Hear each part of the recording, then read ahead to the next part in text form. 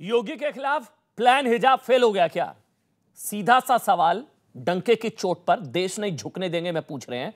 योगी के खिलाफ, योगी आदित्यनाथ के खिलाफ यह हिजाब वाली साजिश प्लान हिजाब फेल हो गया क्या? क्या हिजाब पर टुकड़े गैंग का गजवाए हिंद वाला दाव उल्टा पड़ गया क्या? बैकफायर कर गया क्या?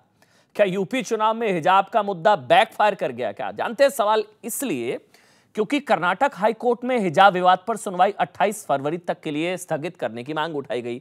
यह कहा गया कि चुनाव तक कम से कम इसको टाल दिया जाए। सुनवाई को असर हो रहा है चुनावों में। यह मांग उन लड़कियों की ओर से की गई है जिन्हें स्कूल में हिजाब पहनने की आजादी चाहिए थी। आप सोचिए ना, हिजाब और चुनावों का तो कोई लेना देना नहीं था ना। अब तक तो यही कहा जा रहा था कि ये चुनाव में ध्रुवीकरण के लिए ऐसा कोई साजिश नहीं है, बल्कि बार बार यह सच था कि यह सांप्रदायिक ध्रुवीकरण के लिए हिजाब वाला बंटवारा, देश में धर्म की दीवार खड़ी की गई ताकि पोलराइज हो जाए यूपी में वोटर 20%। लेकिन अब यह कहा जा रहा था कि भाई ये तो हिजाब का कोई चुनावों से लेना देना ही नहीं है।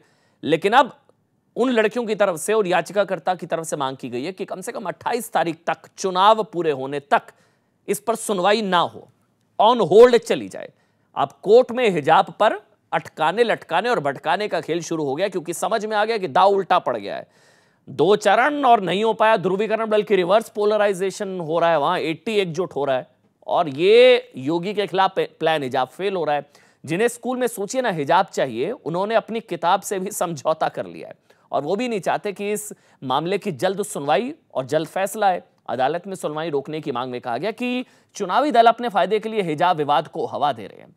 समझिए, जबकि हिजाब विवाद उठते ही ये आरोप लगने लगे थे कि सारा विवाद यूपी चुनाव के लिए खड़ा किया गया है ताकि मुस्लिम महिलाओं को योगी सरकार के विरोध में खड़ा किया जा सके।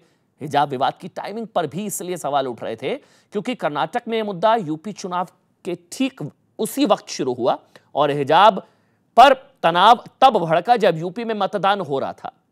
इसलिए प्रधानमंत्री नरेंद्र मोदी ने भी कहा था कि ट्रिपल तलाक गैंग मुस्लिम बेटियों को गुमराह कर रहा है ताकि वो बीजेपी के पक्ष में वोटिंग ना करें। योगी आदित्यनाथ ने भी हिजाब विवाद पर कहा था कि भारत में गजवाए हिंद का सपना देखने वाले अपनी साजिश में कभी कामयाब नहीं होंगे और लग रहा है कि उनका प्लान फेल हो गया।